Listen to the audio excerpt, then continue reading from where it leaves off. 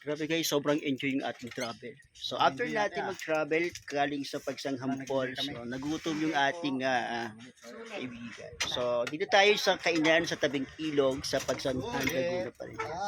So tignan natin yung specialty nila ate. So dito tayo sa cottage. So grabe naman. Ikaw mag-ano to? Ikaw magmamanibra. Grabe yung pagkain dito. Doon natin doon natin bigyan Try natin. against the light dito yung pagkain. Pagdira niya.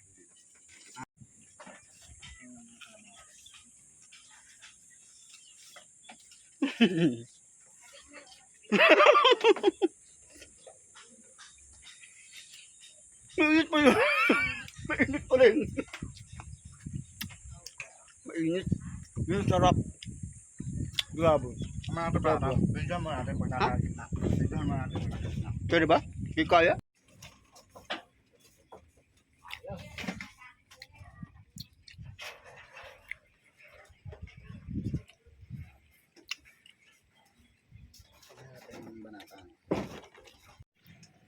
So happy yung ating picnic.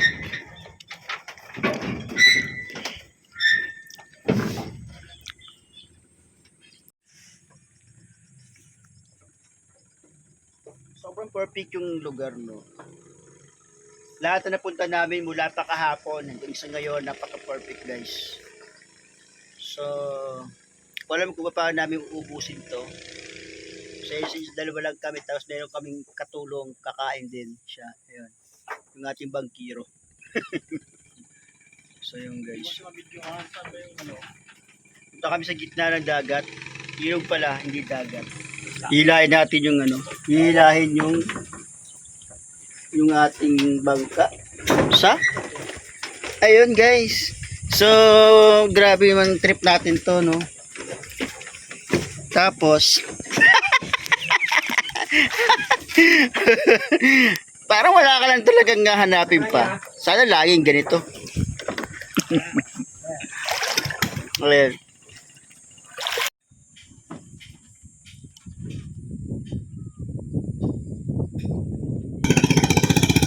Pasyal-pasyal muna tayo guys sa river ng Pagsanghan. So mamaya saka tayo nag-lunch. So hinahatak tayo ng bangka. Ayun yung bangka. Asan na ba yung bangka? Yes guys. Sobrang enjoy.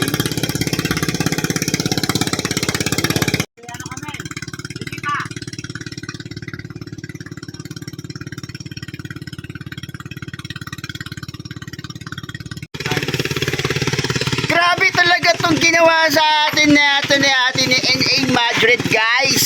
Sobrang ewan, hindi ko ma-explain kung kung gaano kayo kasaya kasi syempre sa loob ng tangatong araw na natin to na nagka-travel mula pa kahapon. So nalipunta natin ng Luzon, Visayas, Mindanao.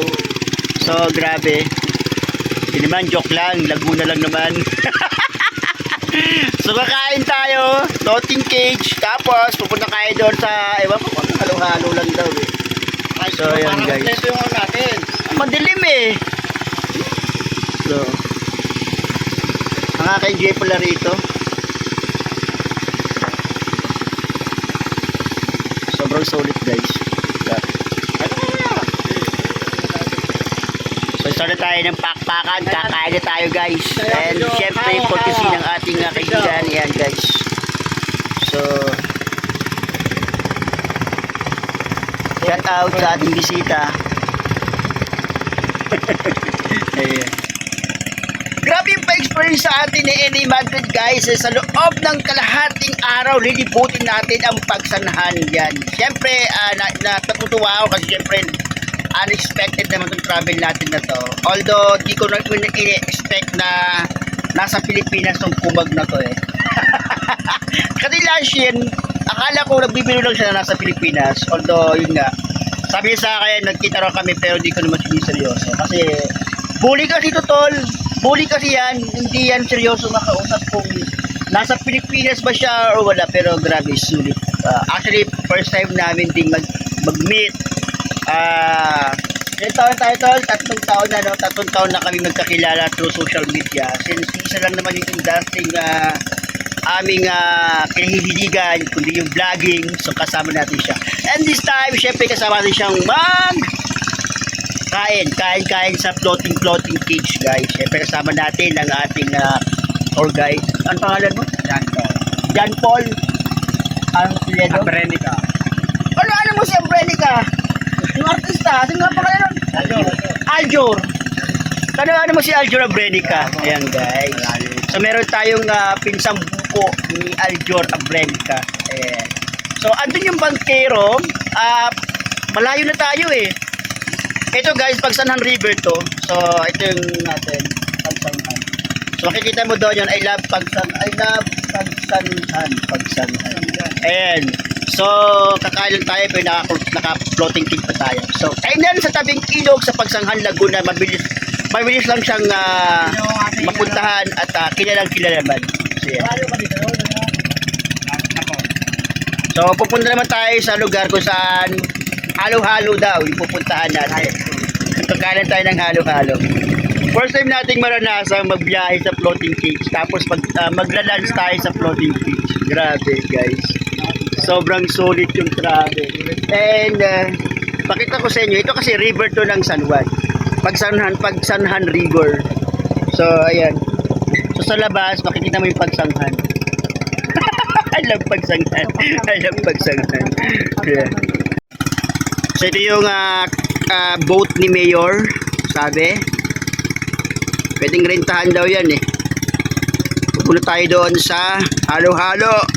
Bibili lang kami ng halo-halo. Naka-floating cage pa kami guys. O diba? Isipin mo yun. Ikaw ba naman kasi? May kasama kang anak ng Mayor. O, saan ka pa? O, simple tao pero anak ng Mayor. Mayor ng Singapore. Yan guys. Bakit hindi ka pa nakapunta ng Pagsanghan Falls? Ilan taon ka na ba? 25 po. 25 ka na pero at your age tagapagsanghan ka, hindi mo pa napupunta ng Pagsanghan Falls. Hindi mo pala kita kung gaano kaganda ang Pagsanghan Falls. Opo. Bakit? Anong dahilan? Bakit hindi mo mapunta? Dahil may bayad, May bayad. So hindi afford. opo, panggatas na lang po yun. Yun lang yung pinakamasaklap, no? Kadalasan talaga kapag may mga pinupunta kayo mga tourist destination, yung kung sino pa yung mga lehitimong taga doon mismo sa lugar, sila pa yung madalas hindi nakakapunta sa pinagkakaguluhang mga tourist attraction guys. Katulad na lang ni John Paul. Siyempre dahil hindi daw afford yung bayad, kaya hindi niya mapuntahan. Pero in 25 years in existence sa buhay niya, hindi niya pa napupuntahan talaga. Seryoso? Grabe guys. So sana one time maisama naman natin siya doon at maranasan niya kung paano maramdaman yung ganda ng kalikasan at makita yung Pagsanhan Falls. Well guys, wala lang. Just for halo-halo. Tumaranos ka. So ayan.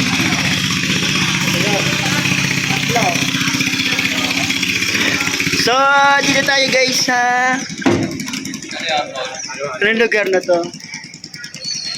Dahil lang sa halo-halo, dito tayo guys. Anong kaututan ba to? Mark. Yan, pala experience lang sa atin ni Konsehal Mark.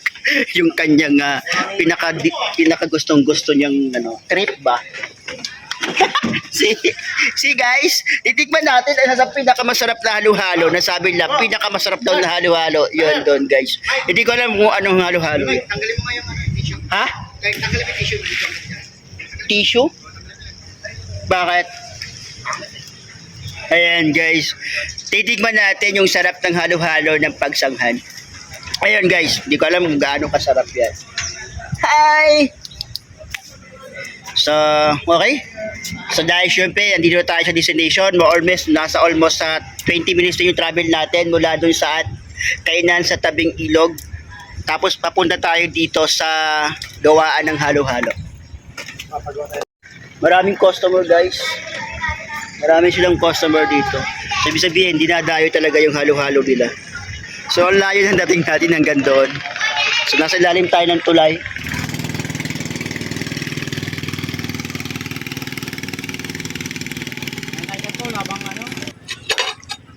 Sobrang solid yung yung kare-kare guys.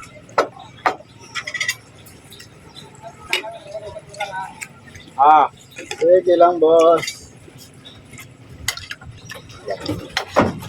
Sobrang sulit yung kare-kare. Grabe. Kantin nga, tayo mga kantin. Bukat mo sa'yo. Grabe, sobrang sulit. Sulit yung ano, kare-kare. Masarap. Hirap akong kumain ng kare-kare, pero depende sa pagkaluto.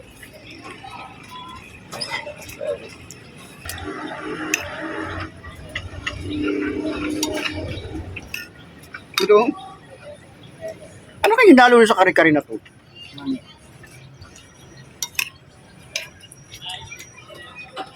Ano kayong nalo sa kare-kare to?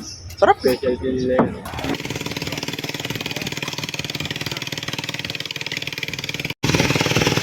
Grabe naman tong niya. Grabe naman tong lunch natin. Floating cage sa Pagsanhan River. Patanang buhay ko ngayon ko lang naranasan na nag-floating cage tapos nakalag. Habang hinahina ka ng motor. Ayan guys.